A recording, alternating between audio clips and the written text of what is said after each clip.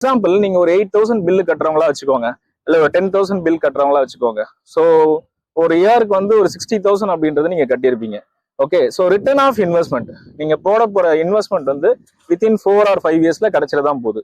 இதை நீங்க எப்படி எடுத்துக்கலாம்? லோன் போனா எப்படி இருக்கும்னா ரொம்ப சிம்பிள். ஒரு 6%லேருந்து 8% கவர்மெண்டே கொடுக்குது லோனு. அதனால நம்ம அதை வந்து ஹெசிடேட் பண்ணணுன்ற அவசியம் கிடையாது. நீங்க நார்மலா கரண்ட் பில் கட்டுற மாதிரி என்ன பண்ணலாம், லோனை கட்டிட்டு வந்துடலாம். ஸோ எப்படி பார்த்தாலும் சேவிங்ஸ் தான்.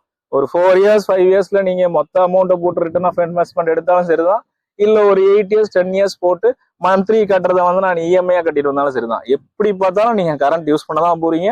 அதுல எந்த டவுட்டும் கிடையாது. அது எந்த மெத்தட் வேணுமோ நீங்க எனக்கு தாராளமா கால் பண்ணுங்க. நம்பர் டிஸ்கிரிப்ஷன்ல கொடுத்துட்றேன், வீடியோலும் இருக்கும்.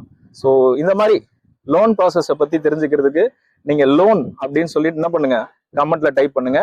அப்புறம் சப்சிடி அப்படின்னு நீங்க கமெண்ட்ல டைப் பண்ணுங்க. ரெண்டுத்தோட டீட்டெயிலையும் உங்களுக்கு நான் தகவல்ல கொடுக்குறேன். தேங்க்யூ. இன்னொரு சைட்ல நம்ம பார்க்கலாம். நிதின், பாய் சொல்லிடுங்க. பாய்.